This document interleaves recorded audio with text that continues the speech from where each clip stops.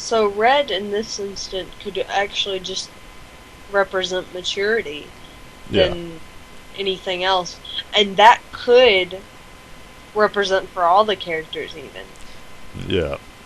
Like, Red definitely has to do something with their deaths, with their growing up. But in Scarlet's case, I think it's actually the lack of Red. Because, like I said, she has the image of being mature, but she's probably one of the more immature ones. She puts her own desires before the other characters. Because isn't most of her outfit black as well? Yeah, I think she just has like a red Red shoes, headband. a little red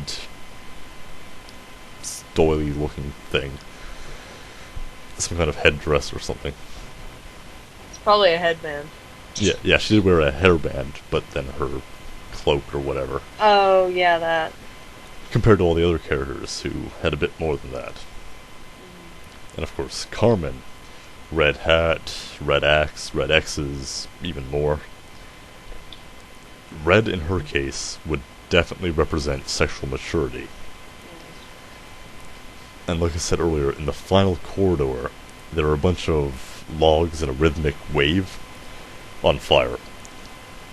It seems kind of crude, but looking at it now, I think that could actually represent a sexually transmitted disease. Yes, that could be it. That honestly could be it. Because that again relates to Carmen's unrealistic taste in men. We got a bunch of rhythmic, phallic shaped logs on fire. And it's not crude, it's just truth. Reality. Yeah, Another one with really a lack of red is Rose as well. yeah. Because the only thing that really says red for her would be the bathroom, like the stalls, hmm but I really can't piece that to anything. I can't piece it to anything really except for the fact that the red represents maybe reality for her. Could be. Because, Because with her, all we've pieced together is there's reality and then there is the unreality, which seems to be taking more and more control. and her being forced into that would be hmm kind of traumatized her. But as for Rose, when it comes to Red, I really can't piece anything together with her. It's too young. Uh, like I said, the only thing I could possibly think of is possibly being red represents reality, and therefore that's why there is the lack of red because she is losing reality, so there is not much red. Yeah, I'll write that down. That's probably the best yet. That's the best you're gonna get out of me for that one. Ginger, we've already talked about red because that was basically her big theme. Yeah, Ginger was at the average age of puberty, so that sudden transition. Her wolf is red. As well, even the toys that would, again, normally be associated with the boy were also like a red color. Yeah. And for Ruby, there was a lot of red, but at the same time, I don't think it represents sexuality like Carmen. I think the red for her case would represent virginity. Looking at it slightly literally, Ruby wasn't exactly popular, so peer pressure could have led her down the wrong crowd. So, of course, as such, as you mentioned earlier, that pressure to lose your virginity, the red could represent the hymen breaking. Yes. Anything you get out of it? Um, with Ruby, it could be pressure just in general. Because there's the pressure to fit in, there's the pressure that I have to do this, I have to do that, otherwise I'm not normal, I can't be like everybody else. Yeah. Hmm. Ruby's a bit odd in that the red, like with Ginger, it's definitely obvious, Yeah. and same with Carmen. But with Ruby, it's kind of It could iffy. be skewed. Yeah, because it's still not 100% sure on what. Rubies could also represent death. Yeah, Hers could be just as literal to represent death. yeah, like the blood and the her obsession with decay. But actually, the way I interpret it was that Robin's red was probably blood. Hmm. Because the way I looked at it, she's young. It seems a bit young for something sexual. Though at the same time, I remember reading that a red cloak often symbolized prostitutes back in the 1600s. But that is kind of stretching it. But no matter how you look at it, the way I saw it, metaphorically or otherwise, Robin's death involved some sort of wild animal.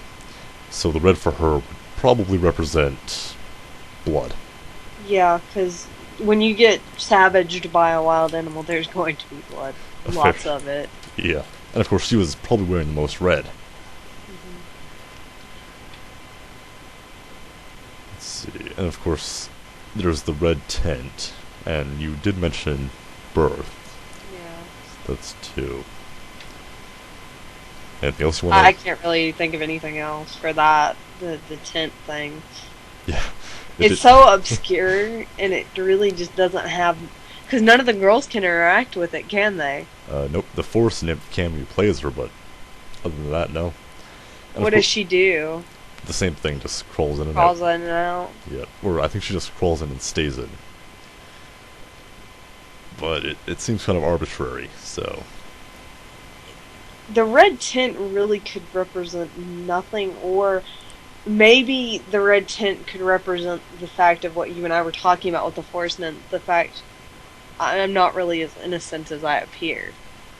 Yeah, and plus the fact that she seems to be, like, have a living with this forester, this wolf. Hmm. But past that... I think we've covered just about everything. Or at least Raw! It only took us an hour. we're at an hour and 9 minutes. Hey. Um, I enjoyed this. Thank you very much for inviting me. no problem. Thank you for joining me. Anytime. So, nothing else you want to add? I think we covered everything. I can't think of anything unless you can think of something. No, I have everything in my notes here, and we're done. The only thing I can think of is to say to everyone else out there that this is a good game. This isn't just... It's an experience, I think, as you put it. Yeah, you have to play it yourself to really take it in. And it's not exactly a game in the sense that it's like you have puzzles or enemies, but it's definitely you gotta try. Something you have to play. And it's not like it's that expensive. I think it's $10 on the main Yeah, site. $10 or something like that. I think it's And, even less on Steam. Um, I personally would be interested to hear tons of theories, guys. Throw them out there. Put it in comments, make a video response if you want. Yeah. As for us, anything we come up with I can add to the description, so we got that covered.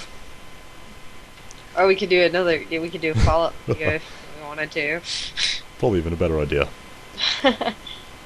Once we get enough editions anyways. Yeah. No, I mean, we can even talk about some of the theories that are going to get possibly thrown out there. And I mean, we're not saying you have to have experienced the game to put a theory down. Exactly. I want to clarify that because I haven't played it. I've only watched Rido do it. And of course, these are only just our opinions. Yeah. No one's saying we're right. This is just what we got out of it. Because as you saw, I differentiated from him a couple of times. And me with her. So I guess that about wraps it up. Yep. So, thanks for joining me, and Till next time. as well, just on a side note, Silent Hill 3 will be up Monday. Yay! Till then.